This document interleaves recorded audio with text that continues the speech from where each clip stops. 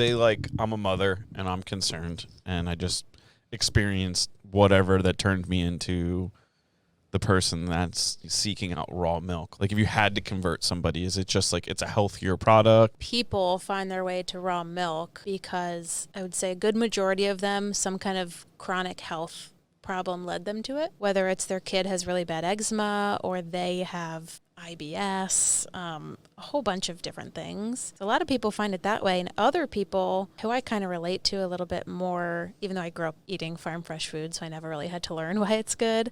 Other people just kind of one day it just makes, it's like one day they look down at the Pop-Tarts and are like, what am I eating? Yeah.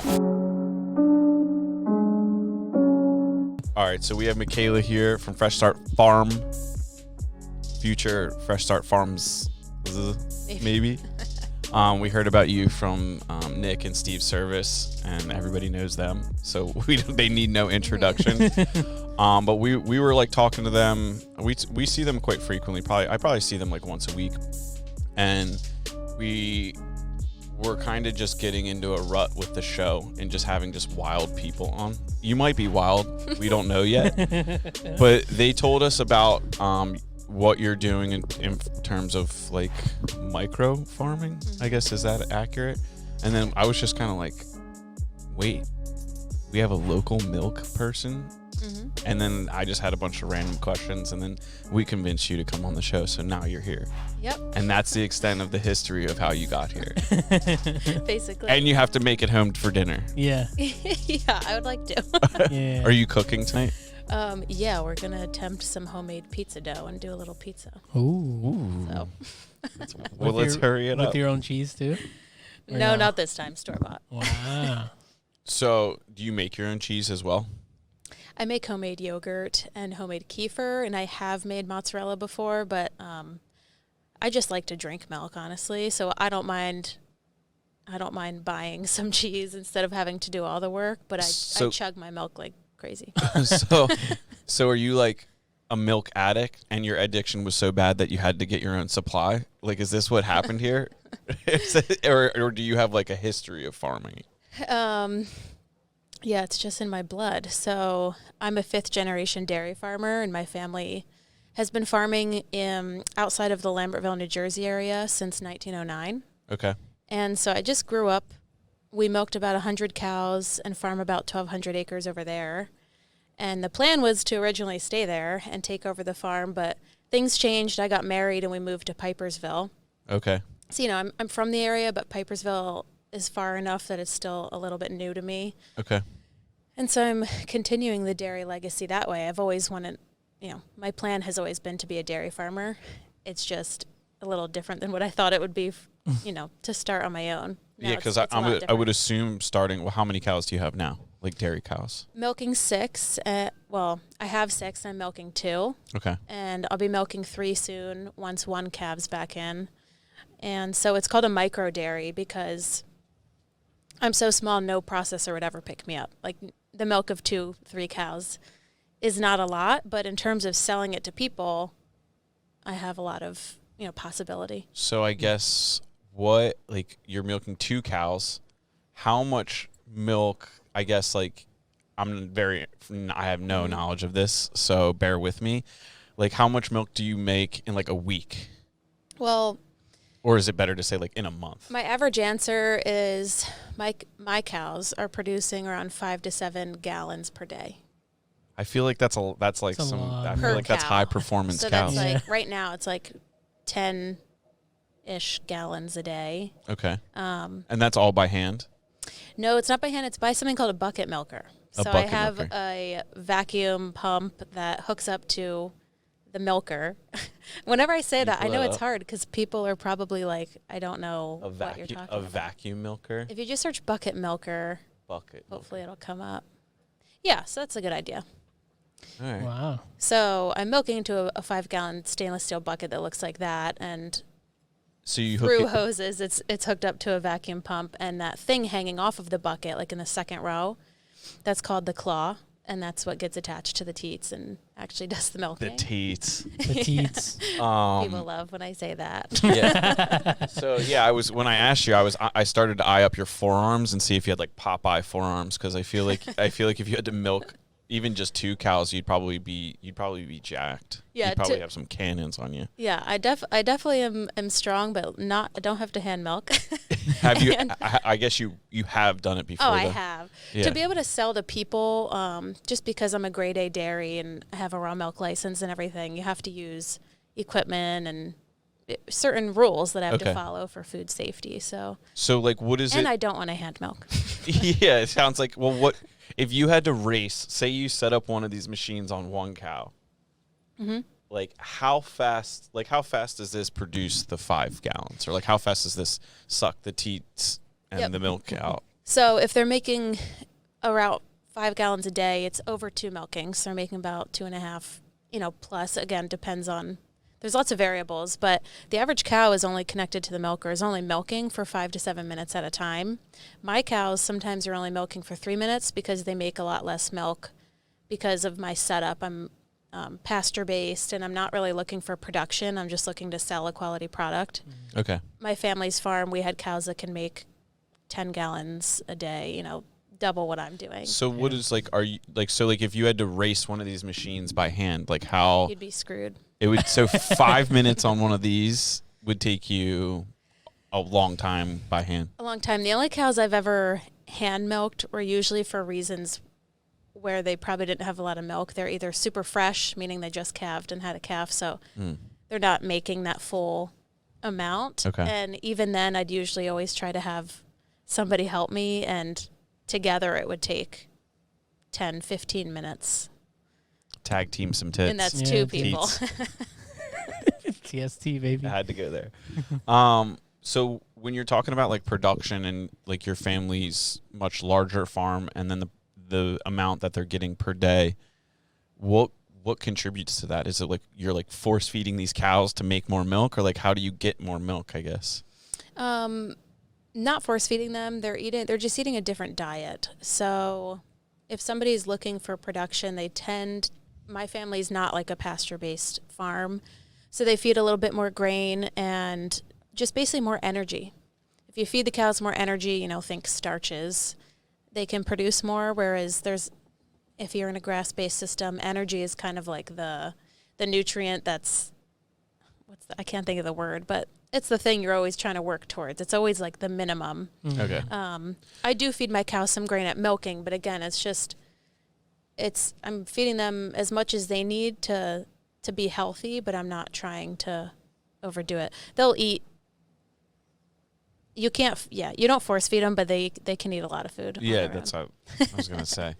So basically what goes into that is what is in their diet, like however their stomach or multiple stomachs break that down contributes to that production. So like if you want to get a certain amount of like, I guess what could you compare that to? Growing wheat or tomatoes or something? Like if you want a certain amount of tomatoes, you give them certain amount of soil and water or something. Like more nutrients or something, I guess maybe. Yeah, and it just like gets a bigger yield. If you had 2 cows that were the exact same, like genetics, lactation, like everything, and you fed them different diets, that you'd have different milk amounts. But if you fed them the same thing and had different genetics, or one just calved and one calved a year ago, all those things make a difference. It's like constantly fluctuating. So how come like your other cows aren't yielding any milk yet? So I'm just milking 2 of the 6 because, let's see, one is a dry cow. So she was milking, and I stopped milking her because she's basically on maternity leave. Okay. So we call them dry because they're not milking. And 2 are just about to calve for their first time. So they're like teenagers about to become adults. And one's just a youngster who's still growing. So they're just at different life stages. And then like, so you moved from New Jersey to Pipersville, and you started from scratch. And how many cows did you start? Did you like go and buy a cow, or how'd that start? I had cows within my family's herd. And so we moved, and my farm is actually like a residential like horse farm. Okay. So there's 2 horse barns, so we had to do some adjusting to make it cow friendly. We had to tear down old fence and put up new fence. And once we were ready for them, we just brought them over from Dad's. And So most people like get a dog, and then they have to, when they like move out with their like husband or wife, they have to take the dog with them. Like you had cows. Yeah. And they're like, come get your cows. The best part is my husband is like not a farmer at all. he was born and raised in Queens, New York. Oh, wow. What a change of scenery. Oh my God. What's his name? Thank God. Joe from Queens. Joe from Queens. Does he sound like he's from Queens? No, thank God. Oh my God, that'd be so great to hear him talk to cows with like an accent like that. His dad does. Like, what are you doing? What are you doing? Walk over here. His dad has like a stronger accent, so he'll like talk like his dad, but he doesn't have a New York accent. That's awesome. Yeah. So when he knew what he signed up for though? Yeah. I guess maybe. He was aware. He was aware. Thankfully, like, you know, when I met him, he had a truck and is like pretty handy. He can do like handyman type stuff and fix things for me. Nice. To the point where on our first date, he had a car and a truck, and his friends.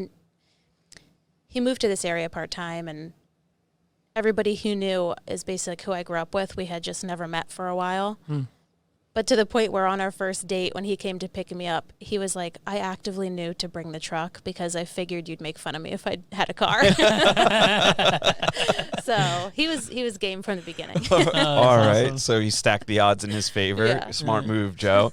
You don't pull up to the cow farm in a Honda. Yeah, that's so true. He pulled up with like, what if he had like a wide body kit on like his car?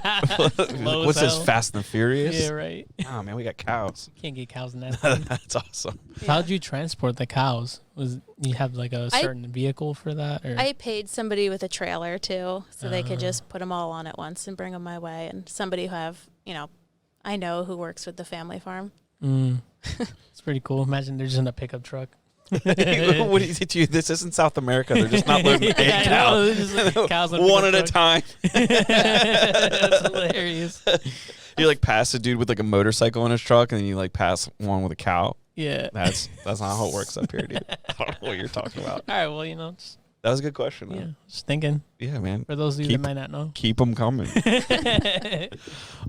You were talking like a little bit about like your licensing. How you're obviously not like a mass production farm, and I'm sure that's like they have like FDA people coming in like checking on them all the time. Is it like a little bit more low key for you, or is it still pretty like stringent on like how you have to like maintain your farm, or like I guess what's that like? It's the same. So we all get inspected by, well, I get inspected by the PA Department of Ag. Okay. For my raw milk license specifically, or another farm might get inspected by an inspector who's hired through their processor but who's certified like with the USDA. Okay. I said FDA. I meant USDA. I actually didn't know what I was saying. I was talking out of my ass. No, I mean Acronyms. everybody always it's a common like thought. It makes sense, right? Yeah. It's food. Yeah. But no, I have the same rules as everybody else, which only makes it hard because there's no, the cost can't get broken down per cow a lot more. Yeah.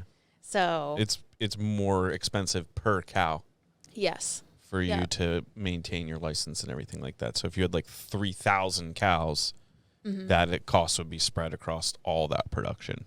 Yeah, and yes, I have a smaller tank, but still compared, my tank per cow and with the milk that I'm producing is a lot for me, even though it's like a fraction of the size of somebody milking a lot. Yeah. A lot more than me. So what's a gallon of milk costs at the store right now? Do you know? I have no idea. I don't know. You don't know either because you got the direct I outlet. paid for milk in years. Yeah. I don't know. I'd imagine like $4. $4. What do you like?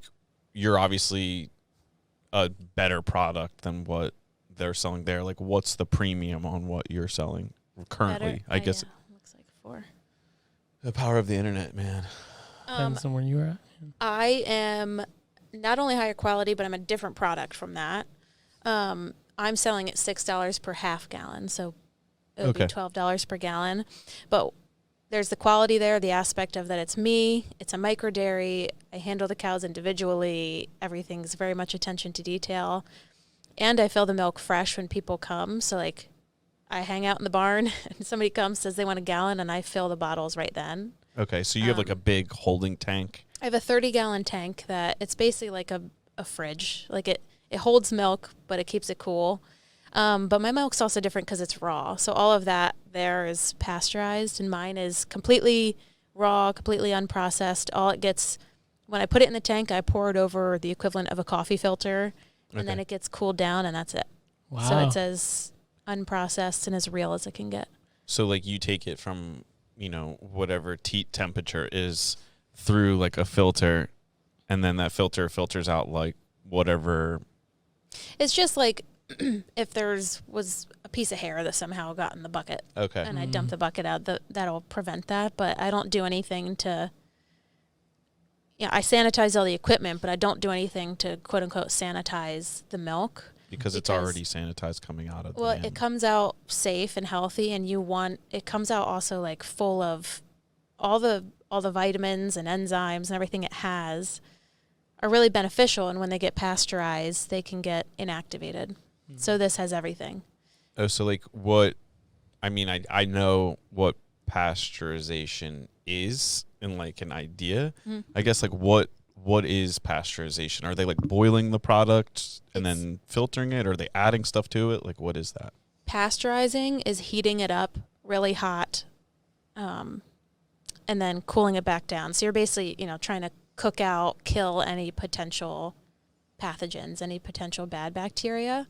Mm-hmm. But in the process of doing so, you kill everything else. In the process, you inactivate enzymes, inactivate some vitamins, and you kill the good bacteria too. And all of those things can help you digest it. So some people who are lactose intolerant. That was my next question. Drink raw milk, and it's great. There's no problem. So if you made ice cream with raw milk, would that also apply to like lactose intolerant folks? Yeah, I suppose so. It wouldn't, as long as it stays cool, it doesn't do the same as heat. Pending further analysis. Yeah. You got to make some ice cream. Yeah. Cut that uncut. Yeah, that uncut ice cream. So yeah, and that stuff too, it's also homogenized, so it gets cooked basically for all intents and purposes. And then it gets shoved through, the cream gets shoved through basically the equivalent of a filter with really small holes to break the cream, the fat globules down. I know it's like such fun words to say. Fat globules. So that way the fat, that's why you guys can buy milk at the store and you don't have to shake it because the cream is all in it. But naturally cream rises and you have to shake it every time, which is what raw milk is. For some reason in my head, I just heard somebody with a Queen's accent just calling somebody, you fat globule. Fat globule. Damn it. I'm going to insulting you with cow words all week. God damn it. So I guess like how do you market your product then? Is it strictly word of mouth? I know you have like an Instagram following, and the Service Brothers in your corner, so they're probably buying all the milk. Yeah, right. Yeah, I mean, I guess social media, but I don't think they're finding me on social media. But I'm on things like there's websites. It's like realmilk.com or org, one of the two, and people are finding me for the most part because they want raw milk. Like I made the decision in the beginning, I'm not trying to teach people or convert anybody. I'm here for the people who know. And, maybe if they have some final questions about it because they've already learned a little bit, then I'll answer. But I'm just here for the ones who already know. So it's a lot less of a headache. Like I don't spend my Instagram time or anything or emails trying to convince people. It's already like, you're here, something interested you. Yeah. But I also do farm tours and things like that. So people will find me from a Google search if they want to tour a dairy farm or milk a cow. I do milk a cow classes. I'm in. Yeah, I'm trying to make shit out of a cow. Yeah, we just looked at each other like, oh, you're milking milk out of a cow. Come dude. on, get your head right. That's what I'm saying. Yeah, so I mean,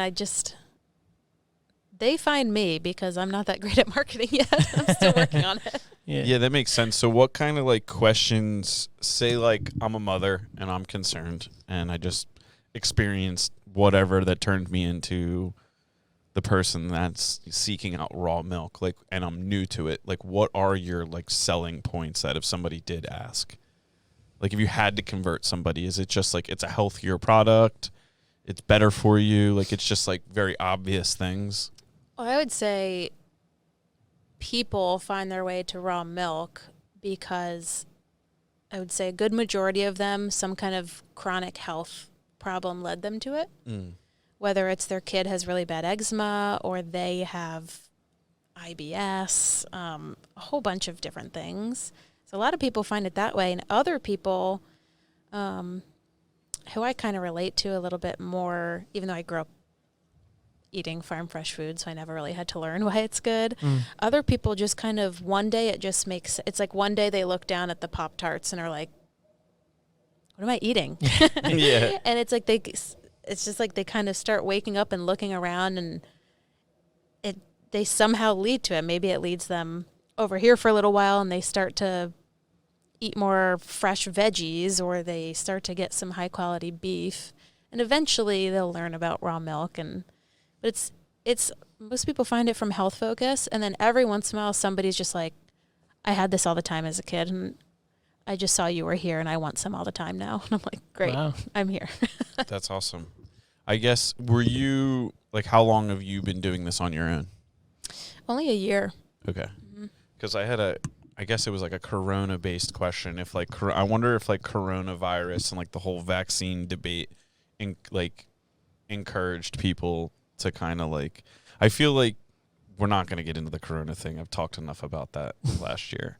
But like, I kind of feel that the vaccine conversation and like corona being like affecting everyone's life, started the conversation for a lot of people, like what I can do better for myself to kind of like live healthier. Do you find that like a lot of people maybe in your circle or the people you interact with like kind of are just starting out, or is it just predominantly people that know what the product is? A combination. I've definitely had some that like COVID times turned them on to me or yeah, things like that. There were a lot of benefits. There were a lot of benefits from the coronavirus because I know a ton of people now that for whatever the reason related to corona, they kind of like changed how they were living. And I would think that like, I don't even know if I've ever drank raw milk before. I don't think I have. But like either. if I had It's kids, so good. if I had kids It's and delicious. stuff like that, this My is husband will definitely slam something. a glass, slam it on the thing and be like, God, it tastes like ice cream. Oh man, I want some now. Oh my God, dude. We're going. It's delicious. I've had like fresh goat milk, but I don't know if that's anything close to How fresh? I mean, it is, Like, it's like straight from the... yeah. It's definitely similar, but I think goat milk is kind of gross, but because I think they taste like they smell. I kind of agree. Yeah, it wasn't the best tasting thing, but Cows don't seem to do You guys that. like connected on like a goat level right there. the goat level. I feel a little left out, but not at the same time. Their cheese is pretty good. I'm cool with their goats, milk like ain't goat that good. yoga. I'll get down with that. Yeah, little baby goats. Do you only have cows right now, or do you have like any other animals? Just cows. I mean, I have 2 barn cats and we have 2 pet dogs, but cows are the specialty. I'm trying to really nail down my grazing. I'm really focused on a regenerative-based grazing, and then, I want to get this.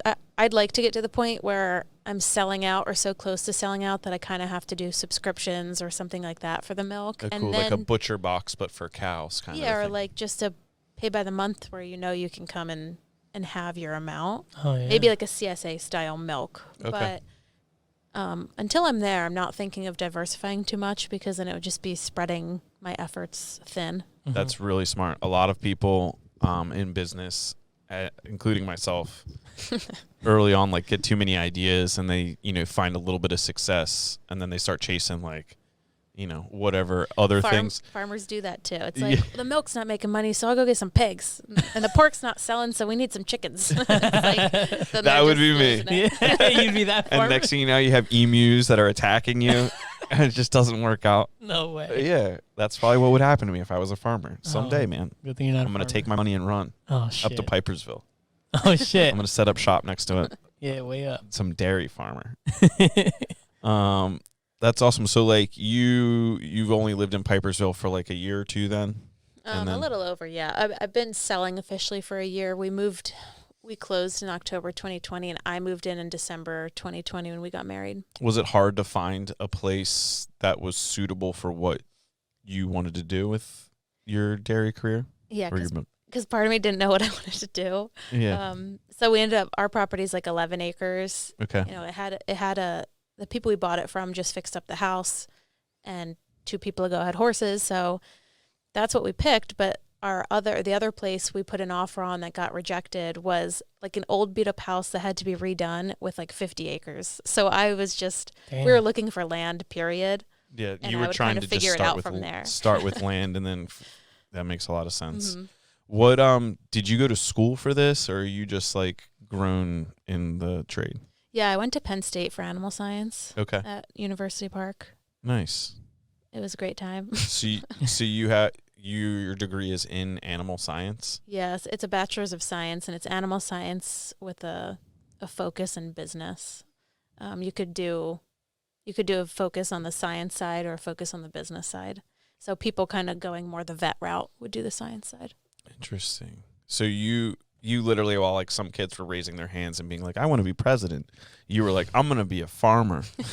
Is that seriously how it went? Like you were pretty young and knew that you wanted to follow this path, or how'd that work? I always loved animals, and I am very queasy, so I knew I didn't want to be a vet working with like needles and blood and all that kind of stuff my whole life. And from the time I was like 14, I wanted to go back to the family farm and get robotic milkers and have robots. And now I'm doing like the complete opposite of that, which is like the most manual, inefficient version of farming, but I'm still farming. Would you scale what you are doing like to different equipment, or like is your goal to always kind of stay like at a smaller level that you kind of like know all the people that are buying milk from? Like what is your like why stay small, I guess? It's not or stay like micro, we'll say.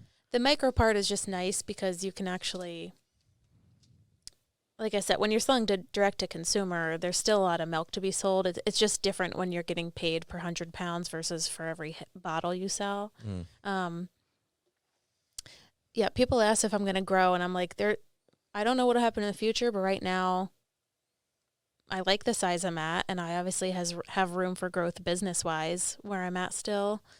And I am interested in the low input side of things, so I probably wouldn't get too technologically focused, because then there's kind of like a rabbit hole that we all fall into. Like you kind of go for all these things that are supposed to make your life easier, and then suddenly you look back and you're reliant on a lot. Yeah. So I like low input grazing where the cows are actually doing some work, and you know, we have a quad, but we don't have equipment. I don't have, You don't have like a forklift to like move the cows around or anything. I don't have tractors and don't have to run anything in the fields, and it just forces me to either be good at what I'm doing or do stuff in a really manually difficult way. So no, there's a lot of like, I have a lot of respect for that path. Like it seems like you're going for quality first and kind of like perfecting what you're doing at this level, so that when you get to like 10 cows, or like, I don't even know how many cows you can put on 11 acres. Well, really, so it's 11 acres, but it's 5 of pasture. Okay. So I really am kind of total cow eyes at the maximum. Like, yeah, I could make all 6 milk cows, and then that would be my way to grow. But that's a decent amount of milk though, because if 6 cows are producing 5 gallons a day, yeah, that's 30 gallons of milk per day for those that are short. Yeah, so that would be a lot of people. You would need to move a lot of milk. Yeah. Yeah. So you're kind of like set up for a decent amount of time in the future then, with like the animals you have now, once you kind of get it all like dialed in and everybody's, you know, pulling their weight. Yeah. What is so like you let the cows, like you don't I know a little bit about like cow farming now that like my business partner's family has gone down that rabbit hole. Do you feed the cows strictly from what they graze out in the grass, or do you feed them like any sort of like grain with like additives like molasses or anything like that? Like what are you feeding them, or what can you feed them? So in the grazing season, my cows are, I don't know, I say 90 to 95% grass fed because they're getting it all from pasture, which, you know, my pastures are a variety of plants, a diversity, which is really important for soil health, which is one of the big tenets that you try to go by. But I do feed my cows grain. So the ones that are not milking get grain once in the morning, and the ones that are get grain at each milking, so twice a day. And my cows come from, you know, genetics and come from a background where they were on a TMR-based diet. It's like a higher energy diet, like we were talking about before. And it wouldn't be in their best interest to just cut grain so I can claim grass-fed. Okay. They need some. Is that like a classification? Some milkers what do you call yourself? Are you a milker or milk farmer? Like what Dairy is farmer. Dairy farmer. You should just claim milker. Milker. Professional milker. Just coin it. Do you like, are there people that claim like grass-fed milk? Yeah, grass-fed's a thing. What percentage do they need to be fed grass-fed milk in order to claim that classification? Well, Because that's like the thing. you might not need to do 100% grass-fed. That's the thing. There's no legal. We just uncovered. Legal We just definition. uncovered something There you right go. there. That's the whole. Did you? Well, I'm sure you guys. It's not in the big news. Did you guys hear about Kerrygold? Hit us with the farm news. Yeah, dude. We'll have to do like a clip each month. Farm news. Farm news. Somebody in California, surprise, We don't care about sued, California. sued Kerrygold because, you know, you guys know who Kerrygold is, at least. That butter. I have no idea. Let's go. Do you guys grocery shop? I do, but No, I do, but Andrew does not. Is It's what an he's gonna say. Irish butter brand. Okay. And you see that milk from grass-fed cows. Well, somebody apparently sued the brand because Yes, it it's says not on the label. 100% grass-fed. And the brand's saying, well, yeah, well, we didn't say 100%. So, like, I don't think they're getting in trouble, and I don't think they should. Yeah. But it's all semantics, and that's exactly the point. There's no rules to it. I mean, it's just you have to trust the brand. Yeah, and with you, it's easier to trust you because you're literally You pulling literally up to meet your me, farm. Yeah, exactly. That's awesome. So there's 100% grass-fed, then there's grass-fed, which is just like basically all cows are, because they need a majority of a forage-based diet because of the way their stomachs are. And then when you're talking beef, there's grass-fed, grain-finished, which again still has forage, but they get grain. And then there's grass-fed, grass-finished. Marketing becomes important once you don't know who you're buying it from, right? Yeah. right. If you know who you're buying it from, you can ask them the questions. Like, my labels are very ugly and basic, and I don't have it all decked out on my bottle because that's not the point. They can literally ask me to my face before they walk away with it, than like just sitting and having to decide if they find it to be like to have integrity on their own in a store aisle. Interesting. What your family's farm in New Jersey, are they selling their milk like similar to the way you are, or do they like send it out and sell it like to like a larger distributor? Or what's that like? They get picked up by a milk processor, and their milk goes into like the ShopRite generic brand. Okay. If you know ShopRite. Damn. You're like kind of ShopRite milk royalty then. It was ShopRite. Things have changed nowadays, but they always source from like Eastern PA, South New York, New Jersey dairies, and now the times are changing. The ShopRite processor, that's really Wakefern. The Wakefern processor is selling out and giving it over to a national co-op. So there's drama there. Whoa. Ooh. More drama Not in the good. industry. This is like the most drama we've ever had on this episode. This national co-op, it's called DFA, Dairy Farmers of America. It even sounds like imperial. Yeah, they've been in like class action lawsuits that farmers have filed for like price fixing milk and, What? and when it's something's a co-op, like it should be owner member type status, and it should be for, but like if you think about it, nothing that's national can really be that. Yeah, efficient. once you get on that scale, it's like it just doesn't. It never works. No. Because you're got a lot of mouths to feed at that level, and next thing you know, somebody's taking too much of their milk cut, too much of the milk money. Too much milk money, dude. That's awesome. Do you have any other questions? I have so many questions, but like, do you recycle your bottles, or like do people bring their bottles back to you? I sell in plastic. I have plastic, and I tell people to recycle them. But if they care about glass, they can bring their own, and I'll fill it for them. I just can't claim it as mine because you have to put it into your containers that are like cleaned a certain way, or why? Well, as long as it's theirs, I can take it and fill it. But in order for me to do the kind of like bottle deposit kind of a thing, I would have to get like a big fancy commercial bottle washer and have that be okay. So you'd have to inspected and all that, and it's just more of a headache than I need for 2 or 3 cow dairy.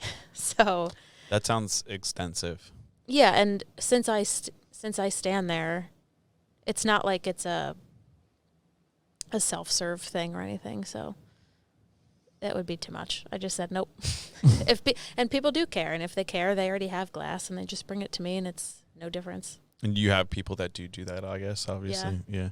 Yep. A lot of regulars eventually start doing that, and some don't because some like to freeze it, and they'll freeze it in the plastic. How much longer does your like raw milk product last against like a store-bought milk? It lasts way less because it's fresh and alive and like real. Once the stuff is pasteurized, it has a longer shelf life because it's like it's not really kind milk of more anything. dead. Yeah, like doesn't have really much going on.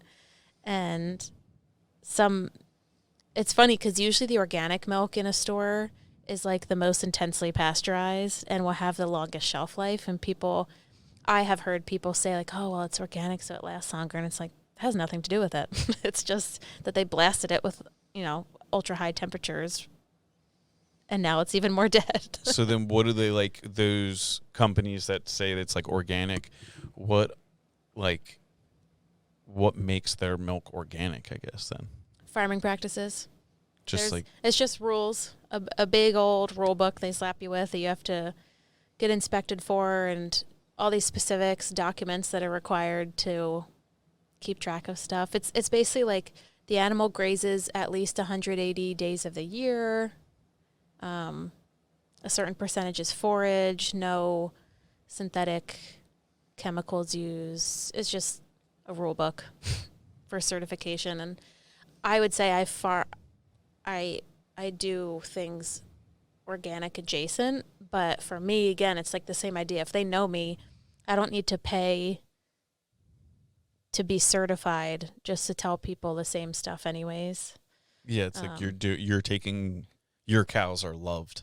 Yeah, and I want to make my own decisions and not answer to somebody else's rule book if it makes no difference for me. Gilmar's got a question about chocolate milk. Does chocolate milk, what do chocolate milk cows look like? It's from horses. Okay, it's from horses. See? Chocolate milk is from I knew horses? You were scared to ask it. That's why I was. That was not even sure, yeah, that was my question, yeah. Completely sorry. That was a dumb question. There are kids who think chocolate milk comes from brown cows, and there are kids who think. One time I was explaining to kids how we feed our calves. It was at my family's farm. How we feed our calves at milking time with the milk from the parlor. Mm-hmm. And this boy, in all sincerity, he was like a second grader. He said, "Well, why would you do that? Why don't you just go to the store and get the milk?" I was like, oh boy, this is what we have, the next generation. It sounds like he repeated second grade potentially. Yeah, potentially. He's still there. This happened 4 years ago. But it's crazy. People, it's funny, but it's also like, oh my God, this kid literally thinks food just arrives, appears at the grocery store. Literally. There's a lot of things like that, adjacent to that conversation. I listened to a TED Talk last night about money and how old are you? 27. Okay. I would have guessed that. I Me wouldn't too. I would have guessed that too. I was at 27.5, but who That's who cares? basically what it is. So like we're pretty close. Like the three of us are pretty close in age, but like everybody younger, I forget what the year was, but like the way they look at money, like the way our generation looks at money, and then the generation before us and after us is incredibly different. I don't even know what our generation does because I feel like I'm different from my peers. I would say you're probably right, Yeah. having known you for a little while. Yeah. I think I want to be. I think I want to be your friend because nobody really works that hard anymore, and That's it's hard to true. find friends. That's so true. It's like you're lazy, you can't be friends. Yeah. But they were this like economist was talking about how kids today, like our generation, grew up with like MAC cards or like ATM cards, where it's like your parents just like went to the ATM and pulled cash out. So like Not me, but yeah, well, yeah, you could probably grow up with like everything you needed and like I in like first or second grade, I was bragging to my friends that my dad paid me $5 an hour. yeah. So like I Wow. didn't have chore money. Like we literally just worked. We were forced to work on the farm, but But that's we probably got paid hourly since we were children. that's probably one of the most incredible ways to like grow up, though. Yeah. In my opinion, is like earning your like you grow up appreciating your family and like what they do Yeah. And my- more than yeah. if like your parents are just like you just get dropped off at daycare and then your parents like do something all day and you have no idea and then you just don't appreciate them Mm-hmm. because they're just like not around because they're working to provide you for a new PlayStation or whatever. Even with our first vehicles, my dad was like, "You're buying it. It has to be a truck with a long bed, preferably diesel because we're going to use it for farm work. And it also has to be around $10,000. You can't buy something like really cheap and junky." So, that was my goal. Like working from elementary to high school, I was like, I need like 10,000 to buy my truck. Jeez. Damn, 10K. Diesel truck for 10,000. Yeah. Back then it was possible. Yeah, I was gonna be yeah. like, that's never happened to me. But the way kids look at money, like kids today, like because of nobody uses cash anymore. Kids just think like, oh, I can't wait to get an iPhone so I can just pay for things. And it's like just because they see their parent like just scanning their iPhone at the cash register, or like cryptocurrency and things like that is just making things like the way a lot of video games play a role in this too, because like help me out here if I need it, but like you can buy different like characters or different like clothes and things for your characters, Yeah. and that's purchased usually in like a credit system that's like each game has its own token. Mm-hmm. So like your parents' credit card goes into the game, you change credit card dollars into token dollars, and then you buy things with like, oh, I bought this uniform for 800 Tokens or V-Bucks. Fortnite. Yeah, V-Bucks. V-Bucks. Never heard Yeah. that. Thank you. I think that's what it's called. V-Bucks sounds right. I think that's what it's called. So it's just kind of like there's no concept of like, well, how many hours of work did it take you to put that digital costume on your character? Mm-hmm. So like there's whereas like our generation, you guys are probably just at the end of it, where like we actually saw cash Mm-hmm. and like that value that like the one thing the guy said in the thing was you're likely to spend 12 to 18% more on something if you use a credit card. Sounds like Dave Ramsey. He might have been. Might have been. But like you're just like if you're just swiping the card, you're like, oh, whatever, it's just a credit card. Like you don't like even Yeah. anybody. That's not even just kids. So the guy was just talking about how he did this study on his kids where like they knew how to play Monopoly, and he had 3 kids, and each one of them kind of had like their own strategy. Where like one kid was very conservative, his daughter was like, whatever I land on, like she was just like random, like whatever, and then his other son was like, I'm gonna buy all the railroads or board, like he had specific properties. Mm-hmm. So one day he came in and he had gotten $10,000 out of the bank, which he put back after the game was over. And he gave all the kids like real money to play Monopoly with. And he said a game that normally would take like several days ended in 2 hours. Because like one of his kids, like the daughter's was the youngest and her strategy didn't change. She just played whatever. But the one son that was usually like very like attacking like certain properties, like he went after the cheaper properties because they were more affordable, Mm-hmm. and then put hotels on them. But his other brother, which was like the middle one, was just like very frugal with his money because he was like trying to calculate down to the roll how much he would have to pay his brother if he landed on one of those properties. So like the way once they had the actual dollars in their hand, the entire way how they played the game changed. Mm-hmm. So like he kind of like equated it to like, well, Monopoly dollars aren't real, and credit cards and plastic and all that stuff to the kids isn't real. Mm-hmm. So like you should teach your kids about money with actual physical cash. Like give them the cash for like if like before back to school starts, like if you need like clothes and school supplies and stuff, like give them a fixed amount of cash and be like, all right, you buy from like a very young age. Mm-hmm. You buy what it is you need, and here's the amount of cash you have. So if like you blow through it and you can't get new sneakers because you bought like a bunch of t-shirts and then you don't have a notebook, like tough, figure it out. Yeah. And like your kids will learn the value of money even if they're not earning it. So I always find people that like grew up on farms are like, at least the variety of them that I know, have life way more together from like a business sense at a younger age. Like you meet them and they're like, they had to work for their first truck. They had to like, whereas like people that didn't grow up in that way, you know, are a little bit different. Yeah. So to hear that like you were a 5th generation farmer, I was like, all right, might be friends here. Yeah. Might understand money and business. Money stuff is just, yeah, it's so interesting to meet people. I mean, my parents started an IRA for me when I was like a kid, like a custodial IRA, and had me saving for that. And people are listening to this being what, like, she's in the IRA? They're like, what is that? Google it. Well, it's just, I have peers or people older than me who like don't save for retirement. Or my one friend post college, I remember talking to her and she was like, I finally saved up enough and like bought one Amazon stock. And I just was like, all right, well, jeez, good job. Yeah. But my parents my dad was a good business person along with good farmer and good dad. And then it also helped that my oldest sister ended up being a financial advisor. So I have that benefit too. How many siblings do you have? I'm the youngest of 4. Okay. So decent sized family. Yeah. Did anybody else stay in the farming My business? brother is full time on the farm, and he's going to be going into partnership with my dad. So the farm will continue. It just might not always have cows because my brother doesn't like milking and like doesn't like the cow part, but he likes the crop part. And okay, so he'll get into like doing corn or something like that. Corn, soybeans. We do lots of hay and straw and things like that. Soybeans a pretty big seller still. Like I feel like soybeans. I mean, like farmers just, you kind of find your thing and you keep doing it no matter what, right? Like once you have the equipment to do something, that's it.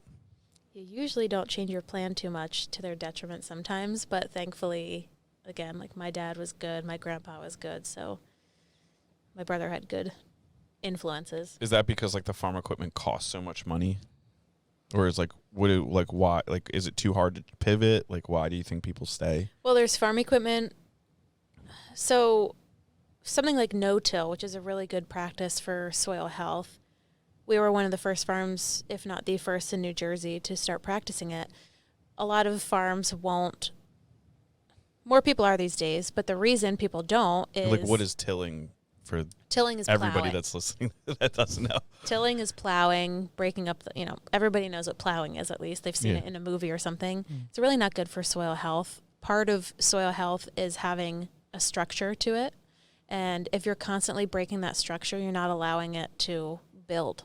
And also if you're breaking up, if you think about it, if you go plow a little section of your yard, or even just dig it up and throw it back on the ground with a shovel and then like spray your water a certain way at it, what's going to happen? It's just going to erode. It's going to erode. Yeah. So farmers might not do that. They might say, okay, I understand I should, but I'm already running off of a loan and running off of a line of credit, and it's too much of a risk to do something I don't understand because no-till requires different equipment. So there's that side. It's like it's too risky to spend the money on something. But it's also like your knowledge is of like more specific things. And that's the other thing too. It's like the old dog. Like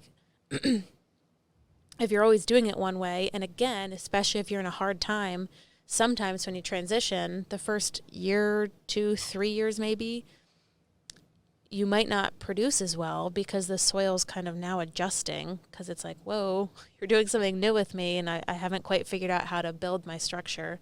And then it eventually pays back in yield.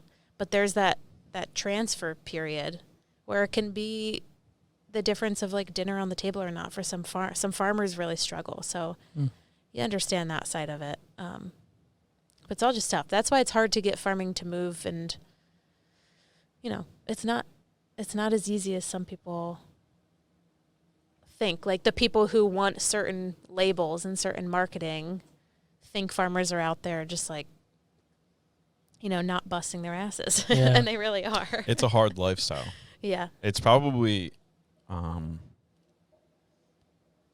construction's like, we're in the construction and like land development business. Okay. So like construction's like very physically demanding, I guess, and depending on what you're doing, and just it's been rocked, especially these last couple of years. Mm-hmm. But I always looked at like the kids I knew growing up that like grew up on farms. I was like, those kids are way tougher than the rest of us, just because like usually it's generational, and then you grow up working from such a young age. So I just like had an appreciation for that lifestyle. So when I see people just being like, we're going to move to Pennsylvania, or like do this, and we're going to grow our own food and build a greenhouse, I'm just kind of like, I'm going to get cows one day. I'm like, don't like, do that.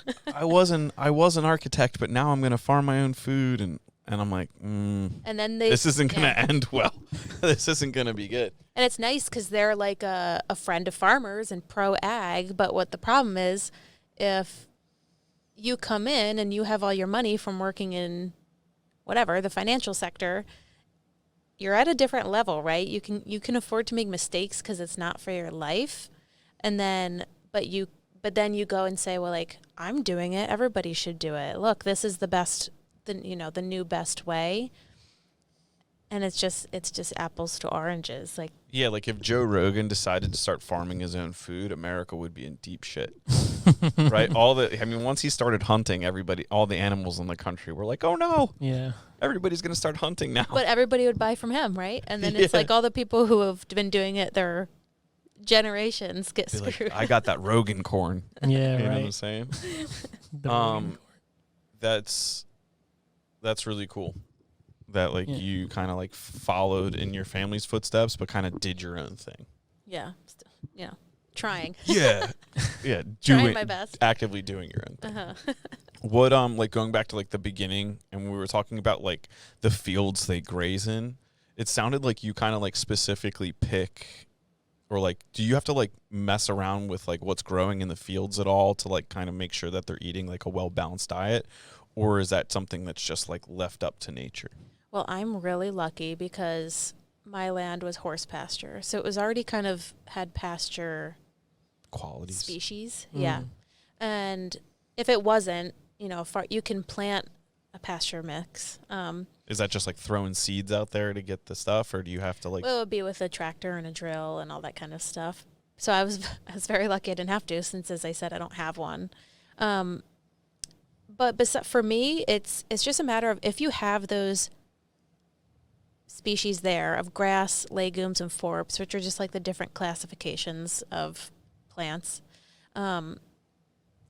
If they're there and you treat them right, they will stay there and multiply. And if you have some weeds, it's not a big deal as long as they don't take it over. It's more just like watching things transition over time. I had this one area that the people we bought it from plowed. I have no idea why. He just plowed this one section of the pasture. But I looked everywhere else and I said, well, I have a lot of stuff that I recognize that I like, so that must mean that was here.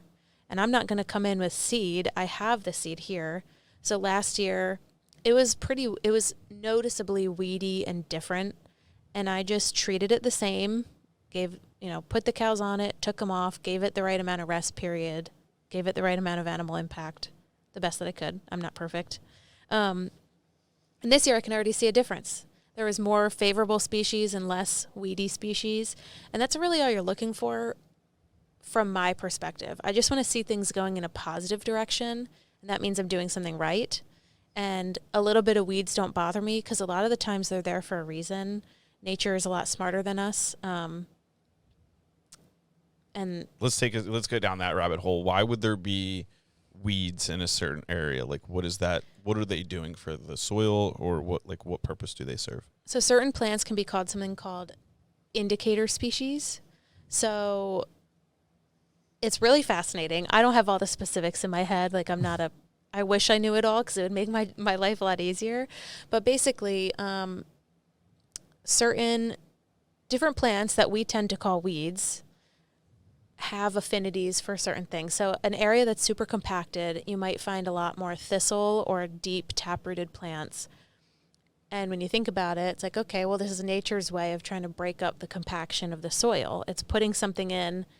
I mean, a taproot is like kind of like a carrot underground. So it's pushing soil apart. Let's see what a taproot looks like. I wonder if it'll come up. If Taproot. Yeah, I don't know why the T didn't type. It's so weird. it didn't want to be there. It's not your fault.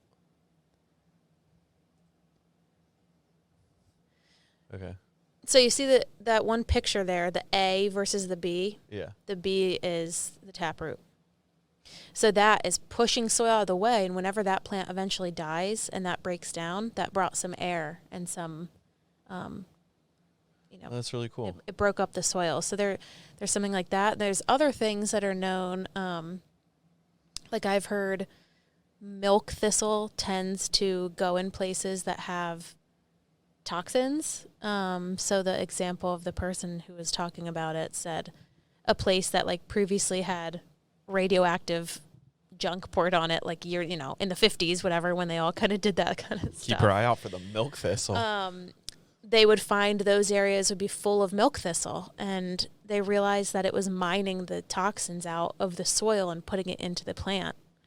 And there's even things. It's kind of crazy that something that is rather like pretty of a weed, I guess. Well, not if you touch it. Those are really thorny. They look like they would hurt you, right? Just like poke right through your gloves. Yeah. But it's kind of like crazy that something that's mining what would be harmful to us is like good for that plant. And some things can come in. Some species, which I don't know off the top of my head, can be indicators of like, oh, this area has high pH. This area has low calcium. Like some people are very smart and know all those kinds of things. So even though I don't know the specifics, I know the general things. And for the most part, if I just take that thought and think like she meaning like nature and my pasture is like, she's trying to do something there. And if it doesn't totally ruin my plan, like my situation, then I leave it. If it's being very annoying, I'll bring out the weed whacker or like, something and chop something down if I need thistle. to. Yeah, right. But I'm not going to spray something because nothing stays. Everything wants to follow succession anyway. So nothing will stay the same. But generally, the way that I farm is trying to encourage grasses and legumes and not encourage like woodier species to come in to kind of keep succession at bay to a point. Interesting. I feel like we learned so much today. Yeah. Do you have any questions? I feel like we got to let her go to dinner. Yeah, it's just We got pizza in the oven. We all got to go to dinner. So. I guess. It's not just her. What's the biggest question you each have? I feel like I asked all my questions. I'm out of questions. Is there a certain like vitamin that you get from raw milk as opposed to say almond milk or oat milk? Oh jeez. They're not even dude, you really did that? I know, but I'm just saying like because I drink a lot of raw milk. It's not real milk. They're not comparable. Oh my god, dude. I'm just curious, I'm just kidding. No, but it's true. They're not comparable. So raw milk has a really good balance of the macronutrients, carb, fat, protein. It has every single vitamin except for vitamin C. And it has a really good balance of bioavailable protein. So all the people who say get your protein from plants aren't taking into account bioavailability. And it has a really good balance of minerals. Has calcium, which a lot of people are missing. has magnesium, which like even more people are missing, and has some sodium and potassium too. So it's a good. I like it as like if I'm sweating, I know to crave milk because it has the electrolytes in it as well as 8 grams of protein and a little bit of carb for energy and some fat to hold me over. It has literally like, and then it has other enzymes in it. Like lactoferrin is an iron chelator. And also I've heard that in COVID times it was beneficial, and other enzymes that I don't understand all of them myself, but I just know they're good and there's info out there to find them. But it's really like a superfood. You can survive on it and like maybe some fruit for vitamin C for a very long time. That's interesting.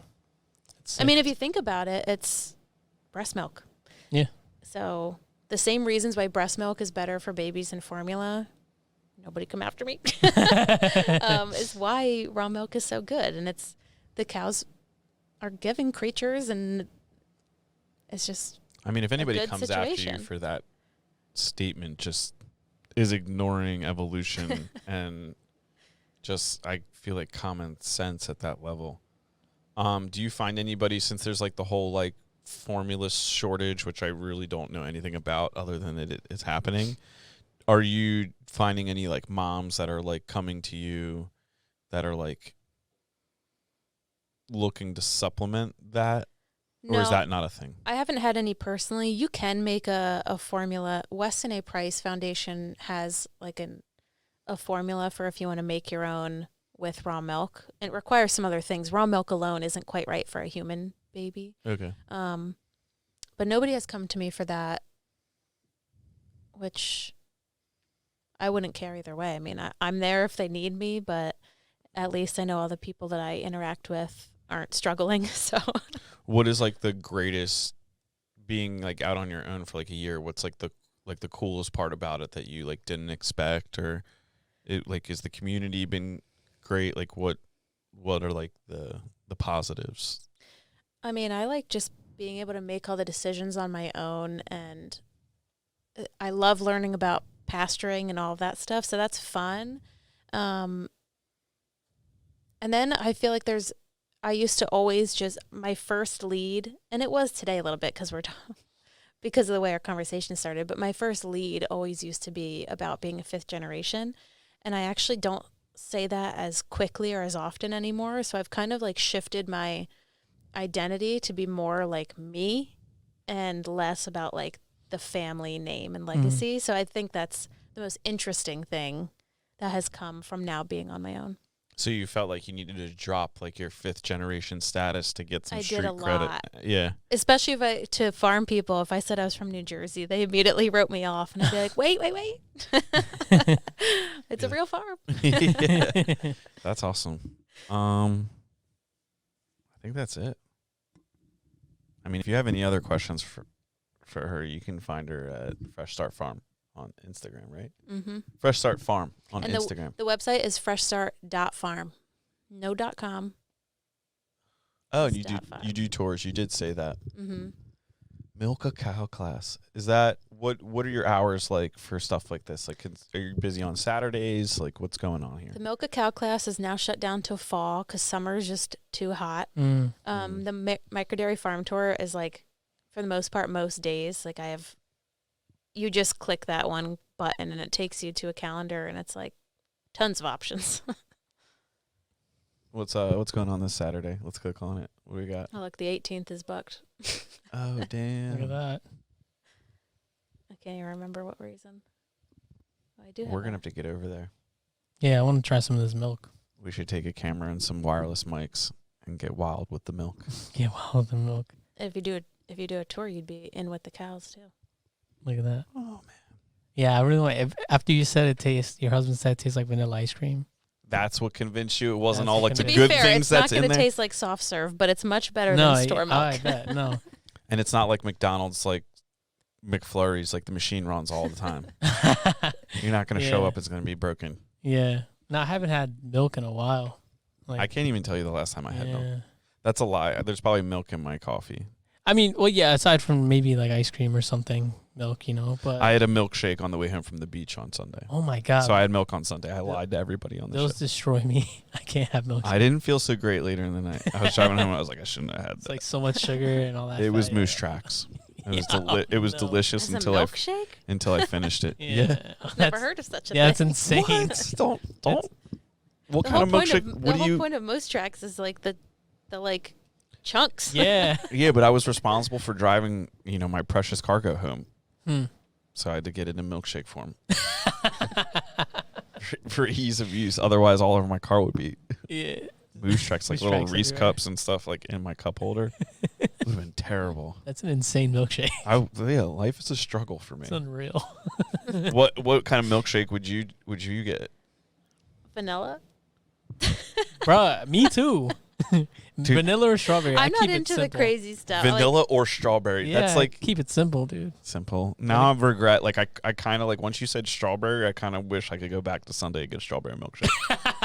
Because I'm not banging down 2 milkshakes down in 1 week. No. That's probably not a good idea for my That's system. unheard of, dude. And it wasn't raw milk, so You could bang Yeah. down raw milk a lot. That's for There sure. you go. If you guys are the kind of guys who like you're running and you realize you forget a meal, just like have a glass of milk and that'll at least hold you over for a little bit because it gives you all those macros. Good See? meal replacement, huh? yeah. Well, you're- maybe you're not, on but- the- Maybe not. Okay, well, let's not go that far then.